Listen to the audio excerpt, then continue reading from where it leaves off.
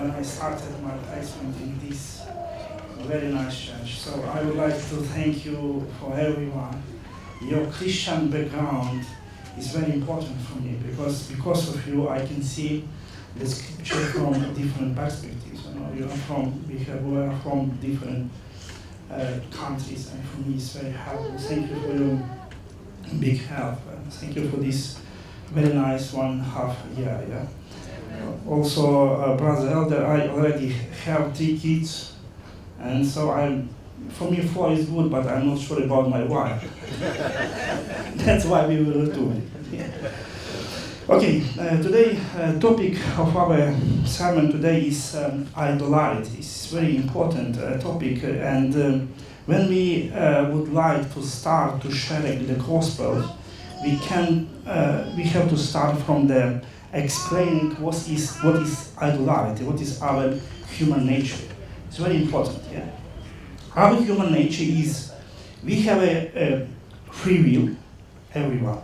We have free will. But we don't choose to serve or not to serve. We choose whom to serve. We don't choose to serve or not to serve. We choose whom to serve. This is the Bible truth. God created us for ministry. And if we do not serve for our God, we will serve for idols. And this is very important subject for everyone for today. Yeah. And I would like to show you a small presentation about it. Yeah. Modern Christians see idolatry as a worshipping status, and this is very often neglected the topic. Yeah. People realize that idolatry, it was something from the past, not from today. But today we have a lot of idols, believe me, a lot of idols. As it was, I would like to remind you the first commandment. Yeah? The very first commandment is, I am the Lord your God, you shall have no other gods before me. You remember, what do you mean other gods? An answer come immediately. You shall not make for yourself an idol in the form of anything in the heaven, above, or on the earth, beneath, or worship them. What is an idol? It is anything more important to you than God. Just listen. Anything that absorbs your head and imagination more than God, anything you seek to give you what you only God can give. It can be family, and the children just don't misunderstand me. Yeah? We should have love our family, our kids. We should love our career. We should love our what we love. But God must be on the first place. Yeah? It can be family and children, or career, and making money, or achievement, and critical acclaim, yeah? Or saving face, and social standing, or romantic relationship. This is all can be idols for today, for our time. And I would like to share 3 stories from the Bible, yeah? For good understanding what it is. Yeah? The first what I would like to show you, this is the love for children as an idol. You remember the story of Abraham? You remember second calling? A lot of people don't understand why God says to Abraham to sacrifice his son. This is unusual. Our God never called someone to sacrifice the kids. And a lot of people don't understand this motive, but this is a big motive. Look, Genesis 22:2. Take your son, your only son, Isaac, whom you love. Abraham waited his son around 100 years, you remember? And in that culture, Hebrew culture, firstborn was very important. Firstborn was like a priest. Before Leviticus, you remember, who was served for the God? It was the firstborn. And he waited for this 100 years. And go to the region of Moriah, sacrifice him there as a burnt offering, and on one of the mountains I will tell you about. And you remember the story, how it's finished. Yeah? The Abraham heard the voice of the God. And he showed for him the God is on the first place, the kids, the child. If anyone puts a child in the place of the true God, it creates an idolatrous love that will smother the child and strangle relationship. This is very important to understand this. We have to love our kids, but God every time on the first place. Second story is about Jacob and his family. You remember Jacob's family? It was a big faith inside in the family. You remember he had 4 wives, 2 wives, and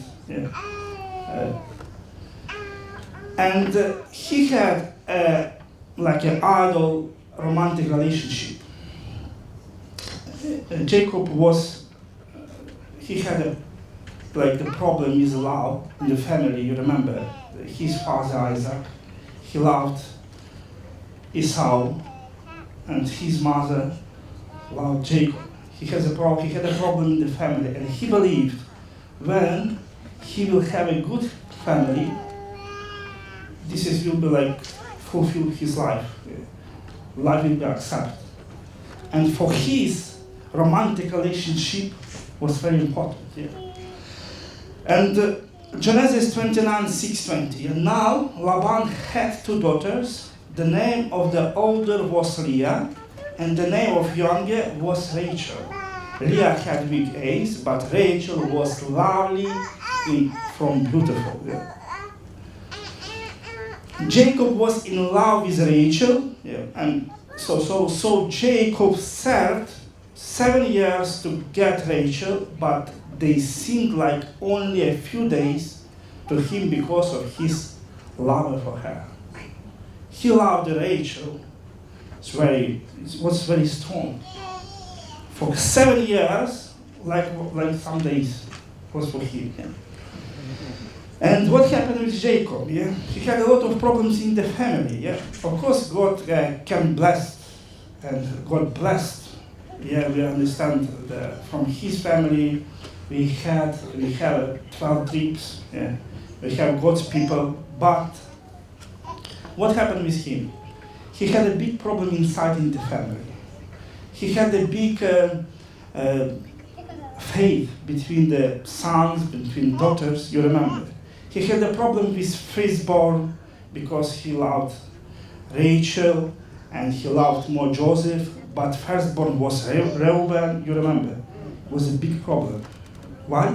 Because of idol, and idol was romantic relationship.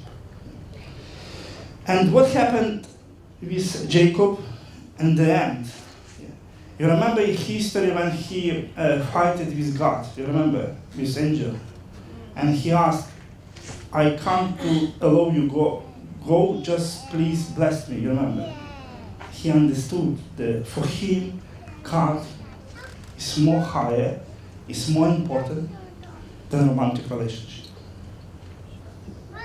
Next story, money. A lot of people today love money. And I would like to show you one very important stories from Luke about tax collector Zacchaeus. You remember this story? One of the reasons Luke brought the Zacchaeus to our attention was that he was not just a regular tax collector. What it means? Zacchaeus, he was like a Jew, but he collected the money from his brothers and sisters for Roman Empire. He very loud money. He was an arch tax collector. He lived in Jericho. Jericho, it was like a town for people who are unclean, yeah? And was most hated member. And when Jesus came to his house, you remember this story, yeah?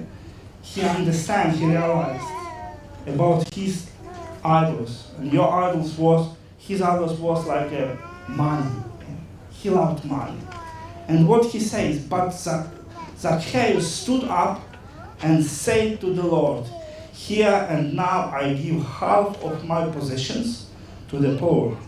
And if I have cheated anybody out of anything, I will pay 4 times the amount." Next one. Jonah's story. Jonah was very humble man, and he was a prophet, you remember. And what happened with Jonas? Jonas had the problem with self-righteousness. What it means? It means when we think we are much better than another one. Yeah? When we think we are much humble than another one. What Jonah decided Nineveh must be destroyed. Why? Because this is unclean city, this is unclean empire, and this was an enemy for Jewish people, must be destroyed. But Jonah is not a God. We are not here to judge someone. We don't have this. These options has only God. We are here to share the gospel. We are here to share the gospel with like Jesus. We can't to judge someone. And this problem, Jonah did not want to preach to Nineveh because he decided that Nineveh must be perished. It is up to God, not us, to decide who will be saved. We have to be very, very careful. We are not better than another one. We are not humble than another one.